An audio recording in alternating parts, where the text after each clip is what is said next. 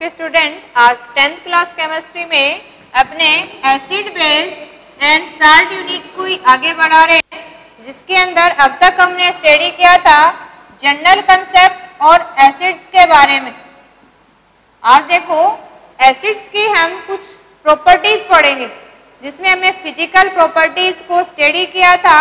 उसके litmus paper से कैसे चेक करें कि एसिडिक है कि नहीं, तो इसको हम आज स्टडी करते हैं कि केमिकल प्रॉपर्टीज ऑफ एसिड क्या है। तो आज स्टडी कर रहे हैं, देखो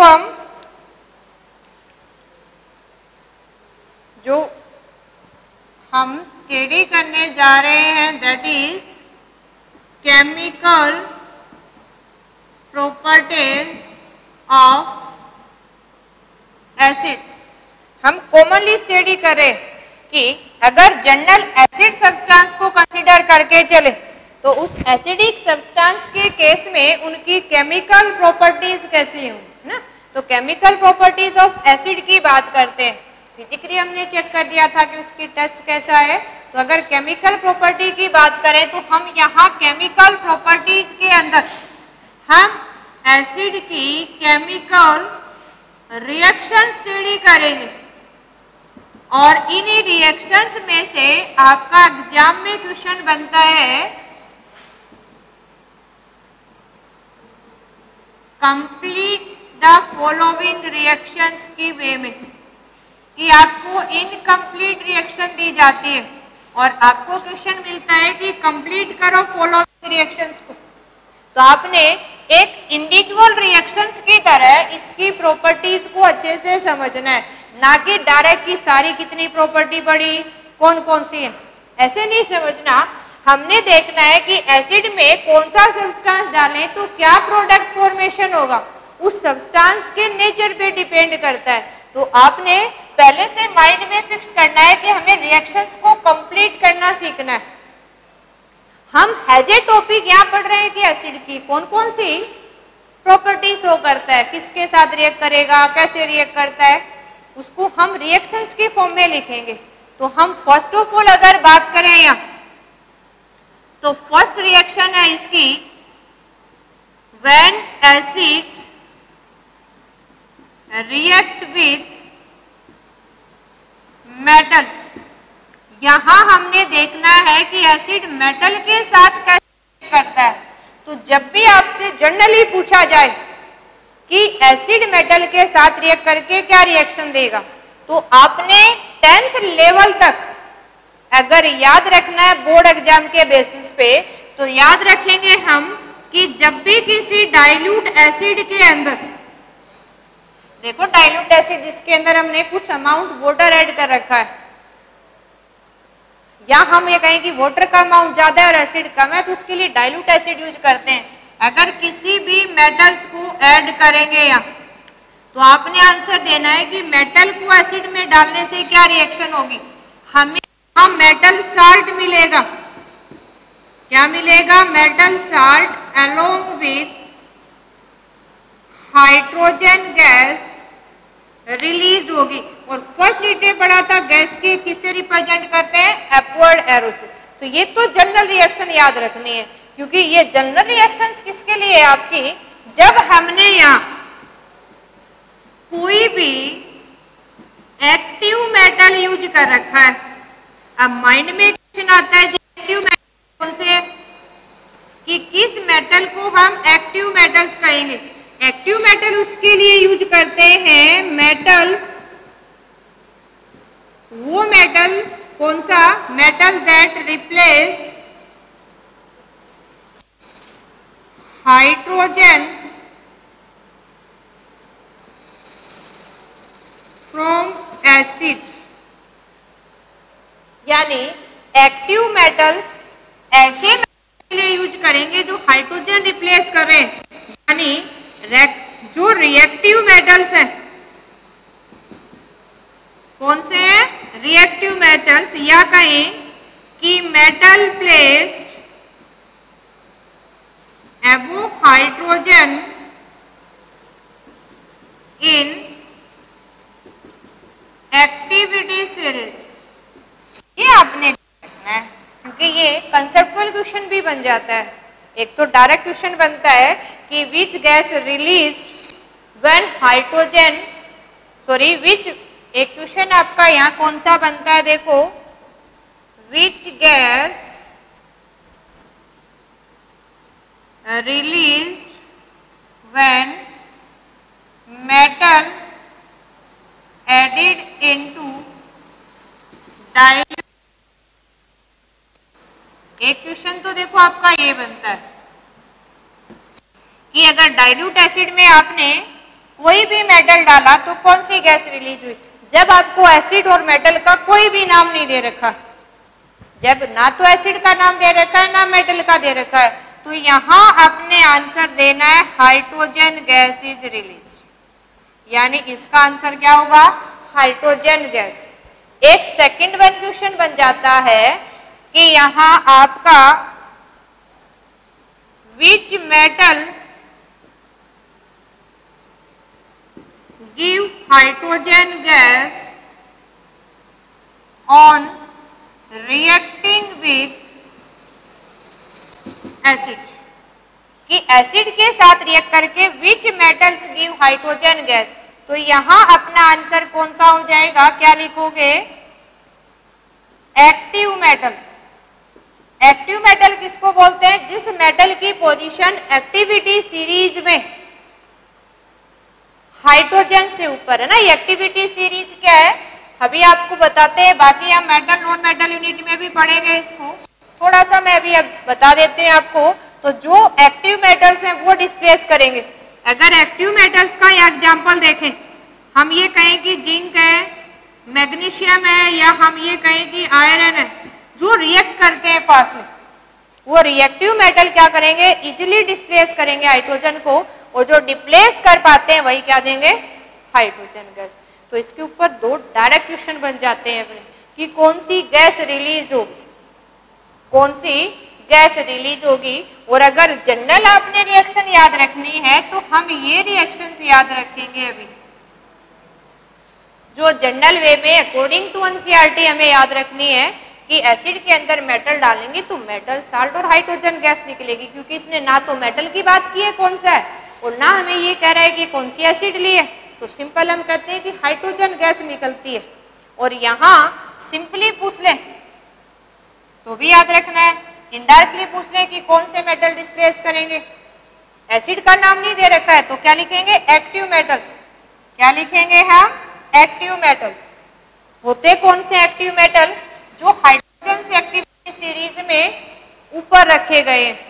अब अगर हम बात करें यहाँ जनरल, थोड़ा सा पहले ये भी डिस्कस कर लेते हैं कि ये एक्टिविटी सीरीज होती क्या है।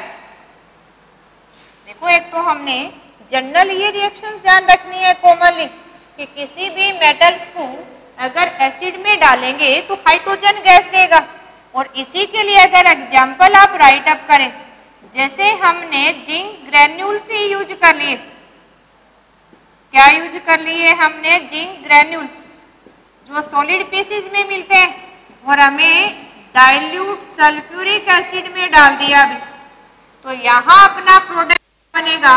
हमने ध्यान रखना है कि जो भी रिएक्टिव मेटल है जैसे जिंक, Zn या हाइड्रोजन को डिस्प्लेस करके खुद आ जाएगा, तो अपना कंपाउंड यहाँ क्या बन जाएगा, अभी देखो जिंक सल्फेट, ये एक्वस में चला जाएगा और हाइड्रोजन गैस रिलीज हो जाएगी, है ना। जो हमने इंडिकेशन पढ़ी थी उस रिएक्शंस को पूरा प्रॉपरली लिखना है कि जिंक ग्रेन्यूल्स को अगर हम सल्फ्यूरिक एसिड में ऐड करें तो हमें यहाँ क्या मिला, जिंक सल्फेट। क्या मिलता है हमें, जिंक सल्फेट जो एक साल्ट है, और साथ में क्या निकलती है, हाइड्रोजन गैस। तो ये याद रखना है हमने। ऐसे ही अगर कोई नेक्स्ट मेटल को आप डालें कि हमने तो जी यहाँ जिंक के अलावा कैल्शियम के पीसेस डाल दिए, और यहाँ आपने डाइल्यूट हाइड्रोक्लोरिक एसिड यूज कर लिया है, तो आपकी रिएक्शंस क्या होगी, अभी देखो हमने तो वैसे ही कैल्शियम से इसको डिस्प्लेस करा देना है, और वैसे सिंपल आपने पढ़ा था, देखो कैल्शियम की वैलेंसी 2 है, तो यहाँ हाइड्रोजन की कितनी है 1, तो ऐसे 2 हाइड्रोजन की जगह एक कैल्शियम डिस्प्लेस करेगा, तो हम यहाँ क्या मेंशन कर लेते हैं 2 कि 2 moles of dilute hydrochloric acid use किए हमने, तो कैल्शियम इसकी जगह लिखेंगे तो अपना कंपाउंड क्या हो जाएगा कैल्शियम क्लोराइड एक्वस, और साथ में क्या निकल गई है हाइड्रोजन गैस। तो कोई भी मेटल्स को, ये तो अपना क्या हो गया कैल्शियम मेटल, इसको हमने किसी भी एसिड, और एसिड अपनी कौन सी है हाइड्रोक्लोरिक एसिड के अंदर कैल्शियम मेटल को डाला तो हमें यहां मिला साल्ट, और साल्ट कैल्शियम क्लोराइड, साथ में क्या निकल गई यहाँ हाइड्रोजन गैस। तो ये तो हमने क्या पढ़ा जनरली कि कौन सी गैस रिलीज होगी अगर एसिड के अंदर मेटल डालेंगे। ये मेटल कौन से हैं एक्चुअल में अगर देखें तो रिएक्टिविटी एक्टिविटी सीरीज पे डिपेंड करता है। जो हाइड्रोजन से पोजीशन अबव होगी वो इसको डिस्प्लेस कर पाएंगे। तो according to nature of metal देखें तो ये हम स्टडी करते हैं एक्टिविटी सीरीज के अंदर। और देखो अगर हम यहाँ बात करें केमिकल प्रॉपर्टीज के अंदर, अगर हम यहाँ बात कर रहे हैं इसकी एसिड के साथ रिएक्शंस की मेटल्स की, तो यहाँ थोड़ा सा मेटल्स के बारे में डिस्कस कर लेते हैं जो उसकी केमिकल प्रॉपर्टीज को डिस्कस कर रहा है ना, कौन से मेटल ज़्यादा रिएक्टिव हैं कौन से कम है। तो ये सारा जो अरेंजमेंट है ये हमें कौन देता है एक्टिविटी सीरीज बताती है। कौन बताता है हमें एक्टिविटी सीरीज। अब अगर देखें हम तो ये एक्टिविटी सीरीज क्या है,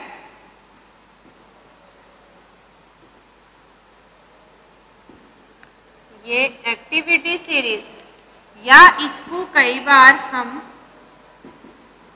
रिएक्टिविटी सीरीज भी बोल देते हैं। तो रिएक्टिविटी सीरीज या एक्टिविटी सीरीज क्या है, ये आपका क्या है अरेंजमेंट ऑफ मेटल्स है, arrangement of metals in decreasing order of their reactivity. उसकी रिएक्टिविटी के डिक्रीजिंग ऑर्डर में अगर अरेंज कर दिया हमने तो उसको क्या बोलते हैं हम अरेंजमेंट ऑफ मेटल को रिएक्टिविटी ऑर्डर के अनुसार, तो उसको क्या बोलते हैं हम एक्टिविटी सीरीज, है ना। ये थोड़ा सा याद रखना है आपने, याद नहीं हो तो अपने साथ में मैक्सिमम टाइम स्पेंड करते हो आप वहाँ स्टिक कर लेना है। कौन कौन से हैं देखो, हम बाकी कोशिश करेंगे आपको यही याद हो जाए। लिथियम, कुछ मैक्सिमम एलिमेंट जिसको यूज करते हैं, इंपॉर्टेंट और मैक्सिमम नंबर को इंक्लूड करने की कोशिश करते हैं हम, तो इसमें आ जाते हैं देखो लिथियम आपका, पोटासियम, बेरियम, थोड़ा सा पास पास लिख लेते हैं ताकि आ जाए maximum. Lithium, potassium, barium, calcium, sodium, magnesium. इसके बाद अगर बात करें हम एल्यूमिनियम, मैग्नीज, थोड़ा सा जो यूज कर रहे हैं, जिंक भी बार बार लेते हैं हम, जिंक की मैग्नीज के बाद बारी आती है। फिर अगर बात करें हम जिंक के बाद तो आपकी आती है क्रोमियम, आयरन, कोबाल्ट, है ना। कुछ इंपॉर्टेंट एलिमेंट की बात कर लेते हैं हम। इन्हीं के बाद अगर बात करें तो पोजीशन में किसकी बारी है, निकल की। फिर अगर बात करें हम यहाँ आयरन, कोबाल्ट, निकल, इसके बाद यहाँ आपके किसकी है, टिन और लेड। यहाँ पोजीशन आपकी हाइड्रोजन की है। अब इस रिएक्टिविटी सीरीज में हाइड्रोजन से ऊपर जितने रह गए वो सारे रिएक्टिव है, और हाइड्रोजन से नीचे है वो क्या है, लेसर रिएक्टिव। तो इस केस में ये तो आपका क्या है, मोस्ट रिएक्टिव मेटल्स जिसको बोले हम, ये हम किसकी बात कर रहे हैं? एक्वस स्टेट की। जब कुछ भी कंडीशन मेंशन नहीं हो तो हम एक्वस वाटर में जो रिएक्शंस हो रही है उसकी बात करते हैं कि एक्वस में कैसे रिएक्ट करेंगे। अब हाइड्रोजन से नीचे कौन कौन से हैं वो भी याद रखने हैं आपने। तो हाइड्रोजन से नीचे कौन कौन से हैं? देखो, कॉपर, सिल्वर, कौन कौन से हैं? Copper, silver, mercury, platinum, gold. कौन कौन से हैं? Copper, silver, mercury, platinum, gold. तो ये आपने याद रखने हैं। अब हमने कहा कि जो हाइड्रोजन से ऊपर है वो तो एसिड में से हाइड्रोजन को डिस्प्लेस करेंगे, यानी यहां तक सारे। और ये जो 5 एलिमेंट्स जो मेटल्स हैं ये एसिड में से हाइड्रोजन को डिस्प्लेस नहीं कर पाएंगे। जब आंसर देना हो कि क्यों नहीं कर रहे तो भी हम यही कहते हैं कि because they place below hydrogen in reactivity series. तो इनके केस में, सॉरी, गोल्ड का सिंबल होता है AU। ये आपका क्या है? Least reactive metal. एक डायरेक्ट क्वेश्चन भी बन जाता है एग्जाम में कि लीस्ट रिएक्टिव कौन सा है, मोस्ट रिएक्टिव कौन सा है। तो लीस्ट रिएक्टिव अगर एक्वा स्टेट में करें तो कौन सा है आपका? गोल्ड। और अगर मोस्ट रिएक्टिव बोल रहे हैं तो लिथियम। और अगर सिंपल आपसे पूछ ले कि मोस्ट रिएक्टिव मेटल्स कौन सा है तो ये भी ध्यान रखना है आपका। अगर आपसे सिंपल कहे कि मोस्ट रिएक्टिव मेटल्स कौन सा है, यानी तो हम आंसर देते हैं सीजियम। और अगर यहां मेंशन हो फ्रेंसियम भी, जिसका सिंबल है Fr, that is radio active, तो आपने फ्रेंसियम का नाम देना है।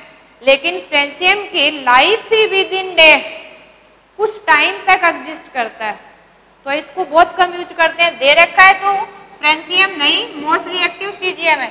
लेकिन एसिड के साथ रिएक्टिविटी सीरीज की बात कर रहे हैं, एक्वा सॉल्यूशन की बात है तो लिथियम है। और यहां बारी सीजियम की आएगी। फिर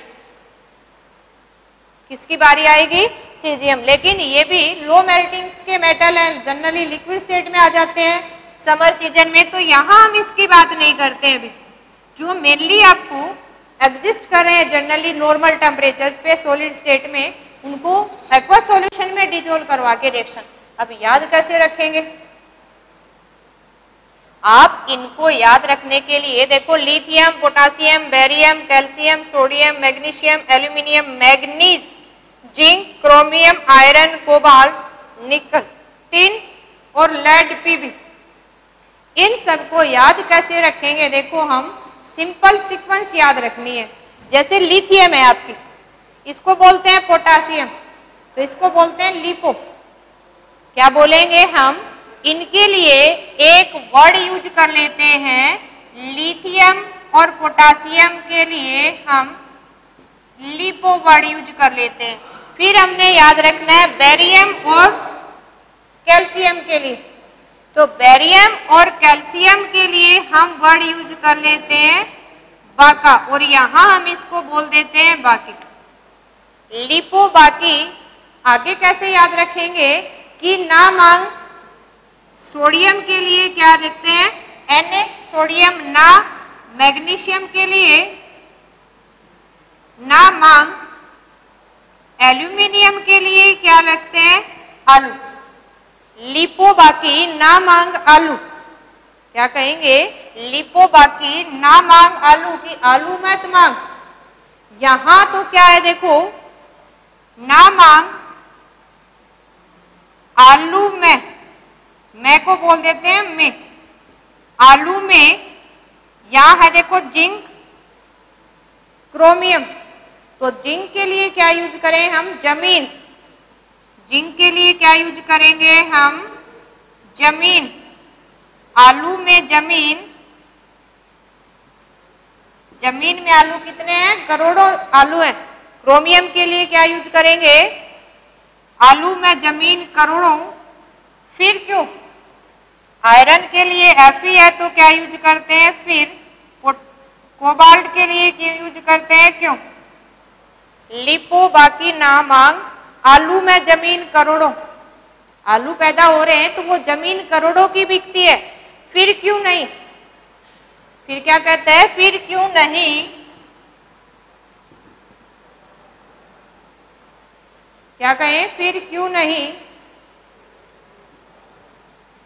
सुनो कि फिर क्यों नहीं सुन रहे आप, और नहीं मानता है तो कहता है फिर भी। पीबी के लिए क्या लिख दिया हमने, फिर भी। हाइड्रोजन के लिए क्या कर रहे हैं, फिर भी है। क्या है, देखो देखो, लिपो बाकी ना मांग, यानी बचा हुआ मत मांगो, क्योंकि यहां जिस जमीन में आलू पैदा हो रहा है वो जमीन करोड़ों की है। और नहीं, फिर भी नहीं सुनाई दिया तो फिर भी सुन लो आगे क्या कह रहा है कि जो कुर्सी यानी कॉपर के लिए वर्ड यूज कर रहा है कु, और इसके लिए सिल्वर के लिए कुर्सी, यानी फिर भी कुर्सी है। कुर्सी है जो एजी के लिए आगे कितनी है, फ्लैट गोल्ड की बनी हुई है। आगे जो कुर्सी है वो फ्लैट, बिल्कुल सामने आपके गोल्ड की कुर्सी मिलेगी। तो बकाया नहीं मांगना एलिमेंट से आपने, किसी रिएक्टिव एलिमेंट से। मेटल्स की बात करें तो मेटल देखो यहाँ लिथियम से जाते हुए गोल्ड तक मोस्ट कॉस्टली मेटल तक पहुंच जाते हैं। तो अगर मेटल्स की बात कर रहे हैं तो इसी से जोड़ के थोड़ा सा बना दिया हमने कि जो लिपापोती करनी है वो नहीं करनी है। कहता है कि लिपो बाकी ना मांगो। आलू जमीन करोड़ों की है, जिस जमीन में आलू है। फिर कह रहता है फिर क्यों नहीं सुना, फिर भी नहीं सुनी तो फिर भी है कुर्सी आगे फ्लैट गोल्ड, यानी लास्ट तक क्या है आपका गोल्ड है ना। अपनी अपनी टिक्स बना के याद रख लेनी है। नहीं, हम इस एलिमेंट को याद रखेंगे। अभी जो भी हमारे पास एलिमेंट हैं इनको आपने अच्छे से याद रखना है। ये तो सिर्फ अपने याद करने का एक तरीका है जो आपको अच्छा लगे, लेकिन ये इतना आपने जरूर याद रखना है।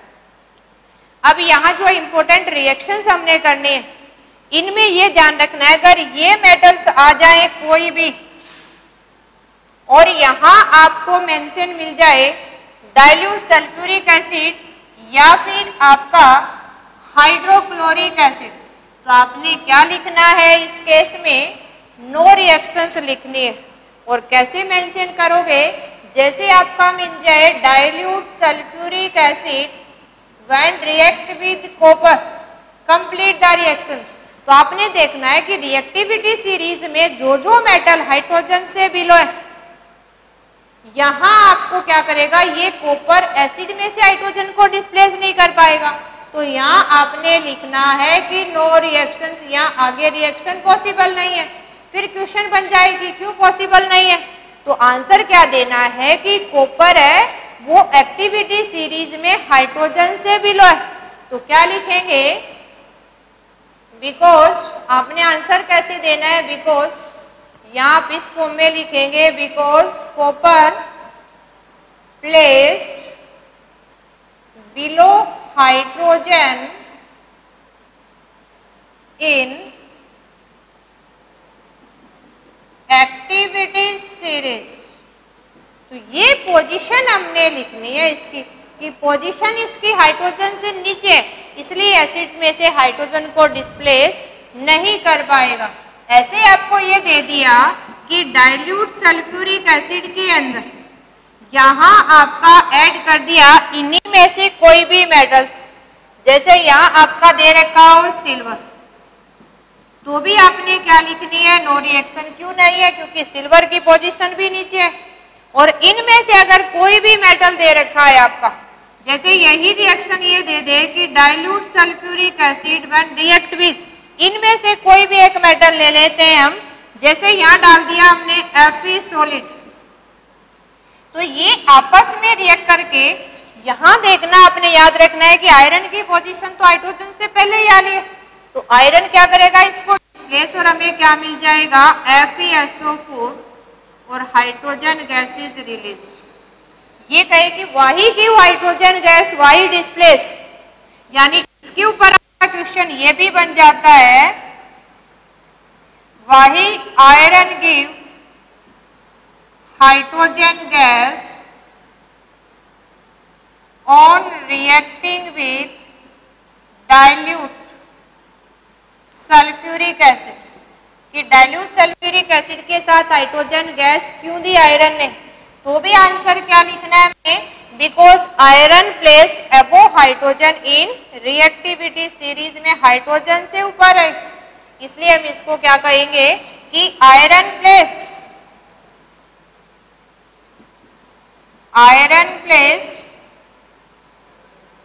above hydrogen in activity series, कि एक्टिविटी सीरीज में आयरन की पोजीशन हाइड्रोजन से ऊपर है, तो जो मेटल्स ऊपर है वो डिस्प्लेस कर पाएंगे, नीचे है वो नहीं कर पाएंगे।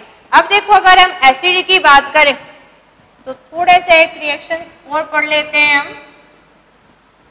ये देखो यहाँ कंप्लीट द रिएक्शंस की फॉर्म में, अपने बोर्ड एग्जाम तक तो यहीं तक है।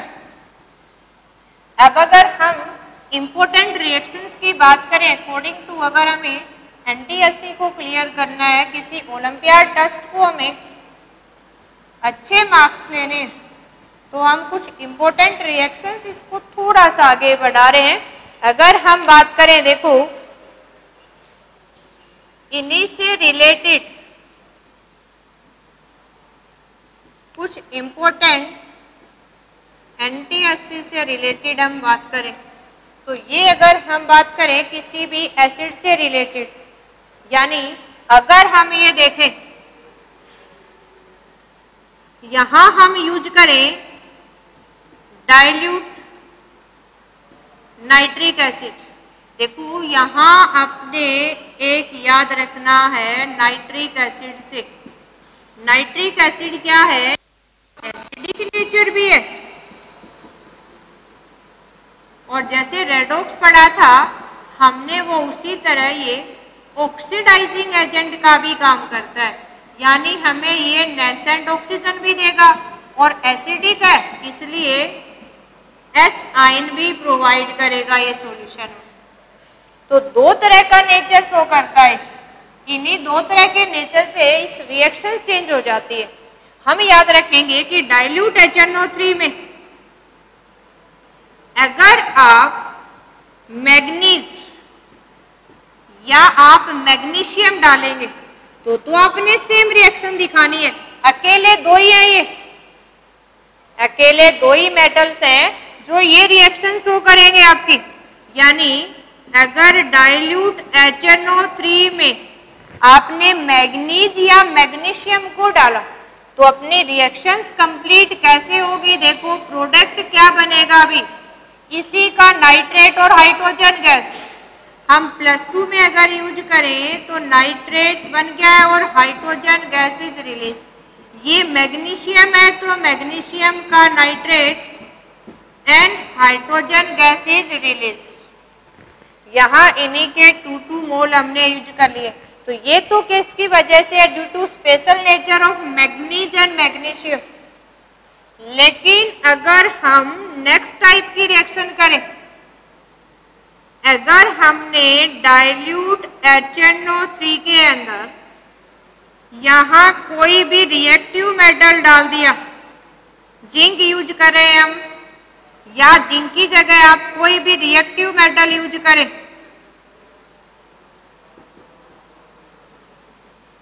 जिसकी पोजीशन हाइड्रोजन से ऊपर है रिएक्टिविटी सीरीज में, यहाँ हमें क्या रिएक्शंस मिलेगी, क्या प्रोडक्ट मिलेगा, देखो यहाँ जिंक नाइट्रेट तो मिलेगा हमें, जिंक नाइट्रेट, लेकिन यहाँ हाइड्रोजन गैस नहीं मिलेगी हमें। यहाँ क्या मिलेगा, इसका ऑक्सीडाइजिंग नेचर भी पावरफुल हो जाएगा, और ऑक्सीडाइजिंग नेचर पावरफुल हो जाएगा, जो ऑक्सीजन देता है वो हाइड्रोजन के साथ रिएक्ट करके वाटर देगा हमें।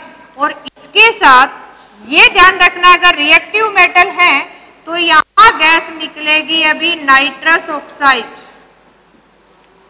ये ध्यान रखना है आपने, कौन सी गैस निकली, nitrous oxide, and that is laughing gas, है ना। जो भी किसी बड़े बड़े जो रिच पर्सन्स होते हैं जो फेस्टिवल में यूज करते हैं आर्टिफिशियल लाफ के लिए, तो नाइट्रस ऑक्साइड रिलीज होती है किसके अंदर, अगर डाइल्यूट नाइट्रिक एसिड में रिएक्टिव मेटल डालें। ये रिएक्टिव देखो, इनके केस में तो सिर्फ हाइड्रोजन गैस निकलेगी, इनके अलावा जिंक हो सकता है, आयरन हो जाए, जो हाइड्रोजन से पोजीशन इनको छोड़ के जितने की ऊपर थी उन सबके केस में कौन सी गैस निकलेगी आपकी, नाइट्रस ऑक्साइड, है ना, कौन से भी लिख लें हम, इन मैग्नीज मैग्नीशियम को छोड़ के। ये तो एक्सेप्शनली बिहेवियर शो कर रहे, ये एक्सेप्शनली नेचर है ए वाला। अब अगर हम डाइल्यूट नाइट्रिक एसिड में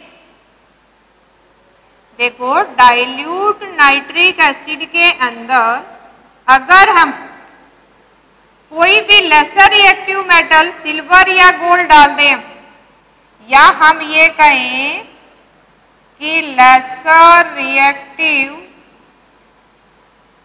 मेटल, ये लेसर रिएक्टिव मेटल जिसके अंदर सिल्वर, गोल्ड, मरकरी इनको यूज करें, अगर इनके रिएक्शंस करवाएं हम तो हमें यहाँ क्या मिलेगा, देखो सिल्वर नाइट्रेट तो मिलना ही है, साथ में हाइड्रोजन और नेसेंट ऑक्सीजन मिलके क्या देंगी, वाटर, और इसके अलावा हमें यहां अगर लेसर रिएक्टिव है तो गैस मिलती है नाइट्रिक ऑक्साइड। कौन सी गैस मिलती है, नाइट्रिक ऑक्साइड। और नाइट्रिक ऑक्साइड कैसी है, ओडरलेस, कलरलेस गैस। तो ये हमें गैसेस की फॉर्म में मिलती है। यहाँ याद ये रखना है कि अगर सिल्वर, कॉपर, मरकरी इनमें से कोई मेटल डाइल्यूट में डाल रखा है तो गैस कौन सी रिलीज हुई, नाइट्रिक ऑक्साइड रिलीज हुई, ये याद रखना है आपने। और अगर कोई रिएक्टिव मेटल डाल रखा है तो कौन सी गैस निकलेगी, नाइट्रस ऑक्साइड। कौन सी निकलेगी, नाइट्रस ऑक्साइड। और यही जो थर्ड टाइप की रिएक्शन करनी है हमने, यहाँ अगर कंसंट्रेटेड नाइट्रिक एसिड दे दिया, यहाँ आपका कोई भी मेटल डाल रखा है, क्या डाल रखा है आपका, कोई भी मेटल्स, तो यहाँ रिएक्शंस होके क्या मिलेगा हमें, मेटल नाइट्रेट प्लस वाटर और प्लस नाइट्रोजन डाइऑक्साइड गैस निकलेगी। कौन सी गैस निकलेगी, डाइऑक्साइड। देखो अगर यहाँ कुछ एग्जाम्पल लेके देखें, जैसे हमने ले लिया ये कंसंट्रेटेड नाइट्रिक एसिड, यहाँ हमने जिंक डाल दिया, तो यहाँ क्या मिलेगा हमें, जिंक नाइट्रेट, साथ में क्या मिलेगा, वाटर, और साथ में कौन सी गैस निकलेगी यहाँ, nitrogen dioxide. Nitrogen dioxide gas निकलेगी, ये ध्यान रखना है। चाहे इसी कंसंट्रेटेड नाइट्रिक एसिड के अंदर आपने लेसर रिएक्टिव मेटल कॉपर डाल दिया, अभी क्या डाल दिया है, कॉपर, तो भी हमें अगर कंसंट्रेटेड नाइट्रिक एसिड है तो गैस कौन सी मिलेगी, अभी नाइट्रोजन डाइऑक्साइड ही मिलेगी हमें। क्या मिलेगी यहाँ, नाइट्रोजन डाइऑक्साइड गैस ही मिलेगी। तो ये कुछ हमने एसिड से रिलेटेड रिएक्शंस ध्यान रखने हैं कि अगर जनरल आपको एसिड दे रखा है तो उसमें dilute sulphuric acid, hydrochloric acid या बाकी हेलो एसिड हम यूज करें, HBr, HI, तो आपने क्या करना, हाइड्रोजन गैस को रिलीज करना है। हाइड्रोजन से नीचे वाले कोई एलिमेंट है, silver, copper, mercury, platinum, gold, तो नो रिएक्शंस।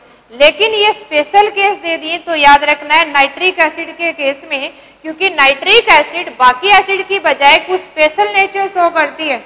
इसका एचाइन देने का एसिडिक नेचर भी है और इसमें ऑक्सीजन प्रोवाइड करता है रिएक्शंस के दौरान, इसलिए ऑक्सीडाइजिंग नेचर भी है इसका। तो स्पेशल नेचर की वजह से इसके कुछ रिएक्शंस हमने ध्यान रखने हैं। अब देखो नेक्स्ट वन, सेकंड रिएक्शंस की बात करते हैं। अब देखो हम देखते हैं कि मेटल की जगह अगर मेटल ऑक्साइड डालें तो एसिड में क्या रिएक्शंस होगी,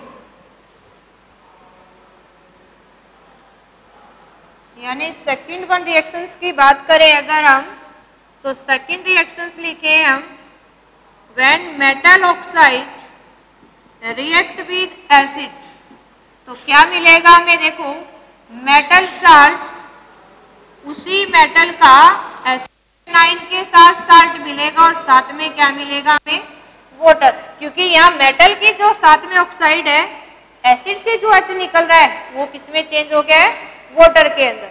अब फॉर एग्जाम्पल देखो यहाँ हम ले लें, यहाँ सिंपल हमने ले लिया सोडियम ऑक्साइड, क्या ले लिया हमने, सोडियम ऑक्साइड, कोई भी मेटल ऑक्साइड ले लिया है। इस सोडियम ऑक्साइड को हमने डाल दिया डाइल्यूट हाइड्रोक्लोरिक एसिड के अंदर।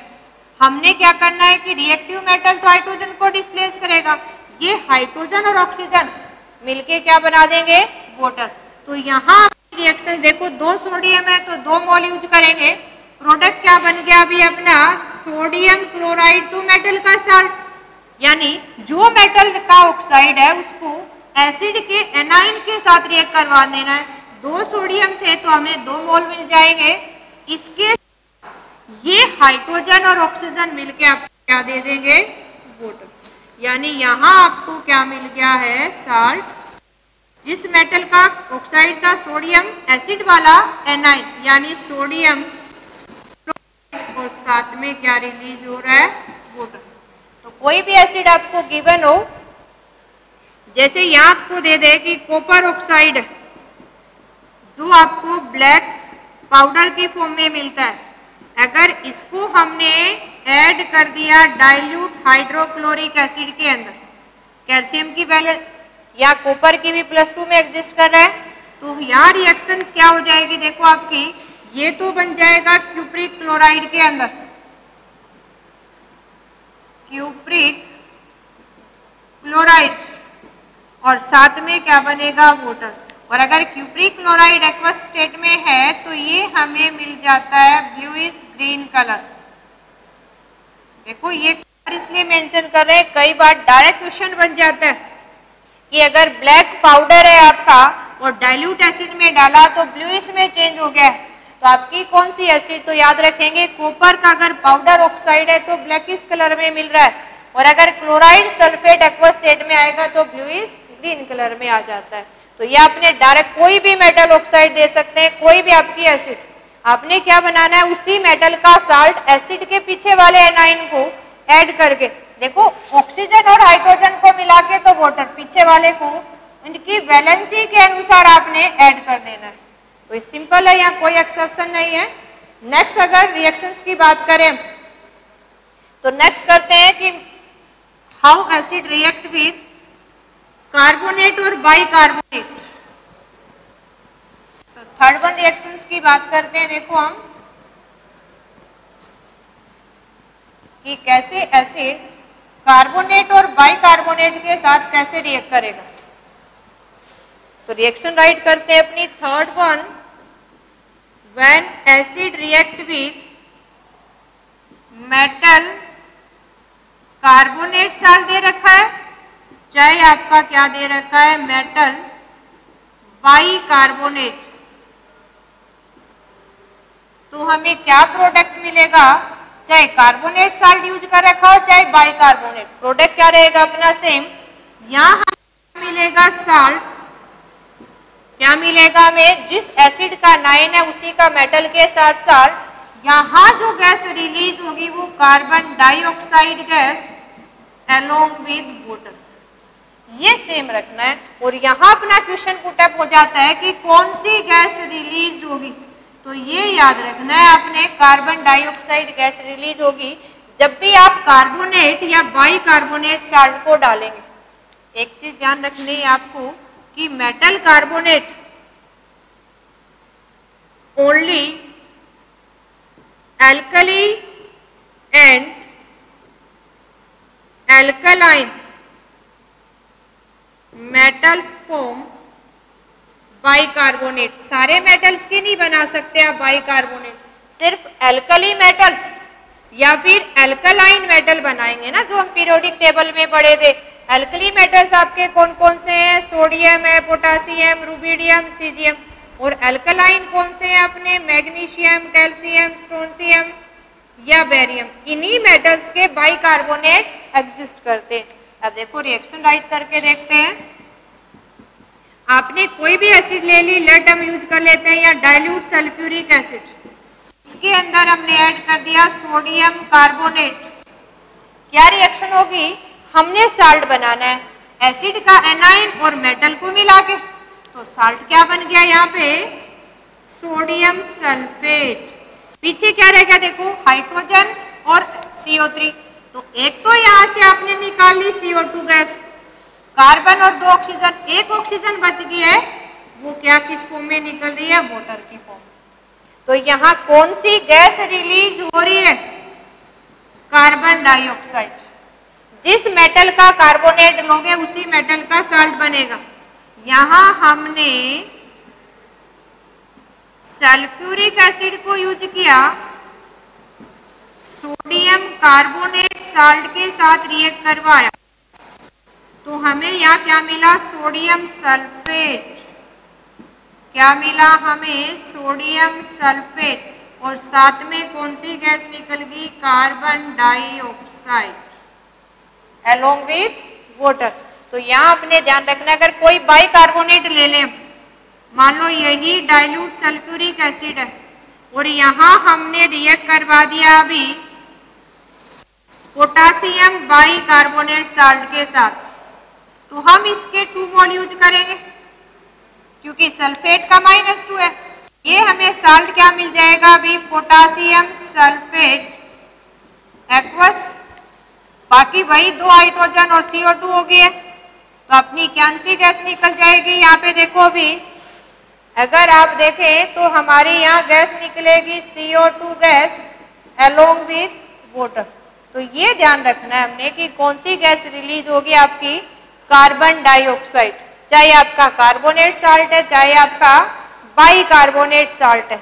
तो नेक्स्ट वन रिएक्शंस की बात करते हैं। 4th one, if acid react with metal sulphide के साथ रिएक्ट करके क्या रिएक्शन देगी? हम देखो यहाँ सिर्फ ये चेंज कर रहे हैं कि कौन से साल्ट को एसिड के साथ रिएक्ट करवाएंगे, उसी के अनुसार गैस चेंज हो जाएगी।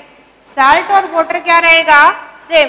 अगर हम 4th वन रिएक्शन की बात करें, if acid react with metal sulphide IT के साथ, या हम बात करें किसके साथ? मेटल बाइसल्फाइड के साथ, है ना, सेम रिएक्शन है, तो साल्ट भी बनेगा सल्फाइड एसिड का कंटेन करके, यहां गैस निकलेगी सल्फर डाइऑक्साइड। ये चीज ध्यान रखनी है आपने कि एसिड के साथ अगर मेटल सल्फाइड को डालेंगे, चाहे बाइसल्फाइड को, तो गैस SO2 निकलेगी। अब इसमें अगर एक रिएक्शन लेके देखें, जैसे हमने ले लिया डाइल्यूट सल्फ्यूरिक एसिड को, और यहां हमने रिएक्ट करवा दिया या सोडियम सल्फाइड के साथ, तो आपने सोडियम और सल्फेट का तो साल्ट बना देना है।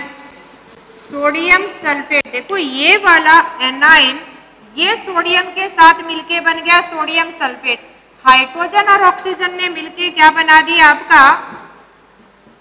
वाटर। और SO3 का पीछे क्या रह गया?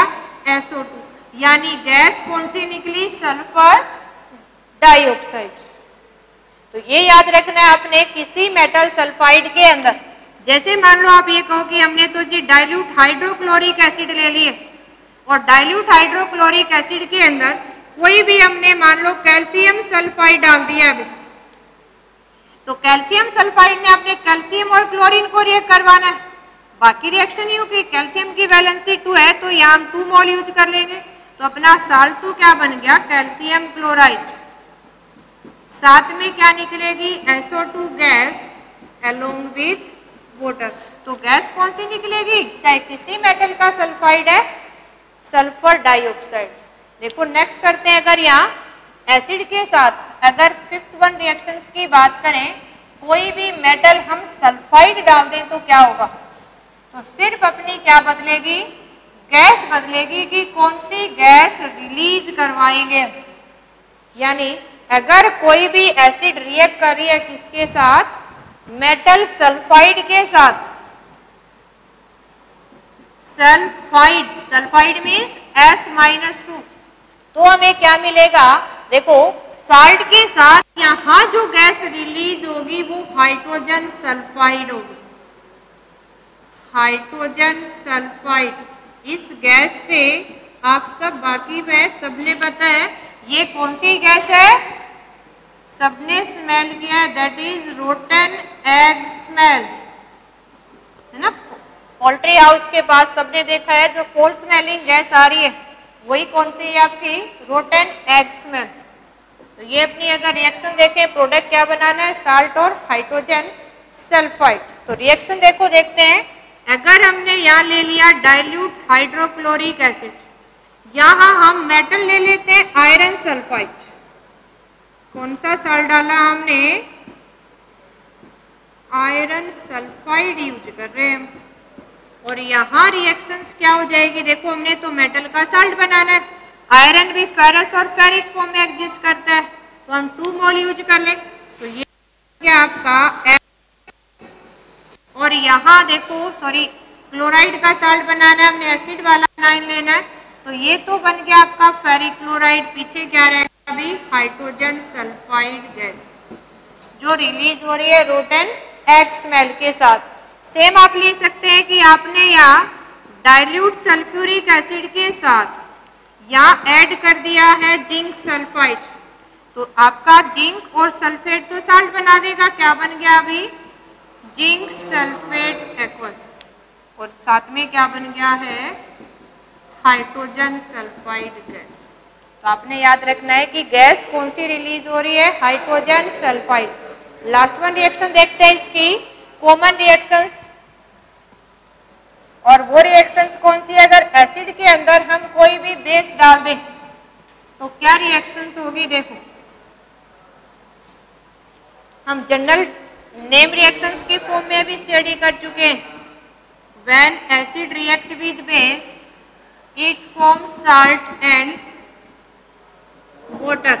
और इस रिएक्शंस को कॉमन नेम से भी पढ़ा था हमने, न्यूट्रलाइजेशन रिएक्शन, है ना, है जी। नेम रिएक्शंस भी पढ़ते हैं जिसमें एसिडिक बेसिक नेचर क्या हो जाता है, न्यूट्रलाइज हो जाता है। अब इसमें अगर एग्जांपल देखें कि हमने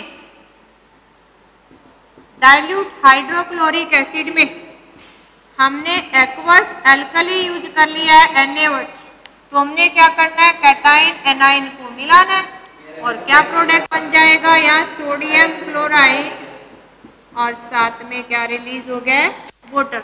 तो ये हमने क्या लिया था, हाइड्रोक्लोरिक एसिड, हमने एल्कली बेस के अंदर मिलाया, सोडियम क्लोराइड क्या बन गया है, साल्ट, और बाई प्रोडक्ट क्या बन रहा है, वाटर। तो इस रिएक्शन में एसिड और बेस आपस में न्यूट्रलाइज करें तो इसको हम क्या बोलते हैं, न्यूट्रलाइजेशन रिएक्शंस। एक और एग्जांपल ले लेते हैं, डाइल्यूट सल्फ्यूरिक एसिड में अगर हमने यहाँ डाल दिया अभी कैल्शियम हाइड्रोक्साइड एक्वस सॉल्यूशंस को, है ना, जिसको सिलेक्ट लाइम बोलते हैं, कॉमन नेमिंग साथ के साथ याद रखनी है हमें। तो बेस का तो मेटल और एसिड का एनाइन दोनों को मिला के हमने क्या बना देना, salt, that is calcium sulphate, और पीछे OH और H मिल के क्या बना देते हैं आपको, वाटर। यानी हमें क्या मिल गया यहाँ, कैल्शियम सल्फेट साल्ट। ये क्या है आपका, साल्ट। हमने क्या लिया है यहाँ पे, कैल्शियम हाइड्रोक्साइड जो एक क्या था आपका बेस, और सल्फ्यूरिक एसिड के अंदर मिलाया हमने, एसिड और बेस ने रिएक्ट करके क्या दिया हमें, साल्ट प्लस वाटर। तो ये हमने different types of chemicals properties पढ़ी है, रिएक्शंस पढ़ी है, और आपने कंप्लीट द रिएक्शंस की फॉर्म में याद रखना है। Okay student, next we study in next video. Thank you.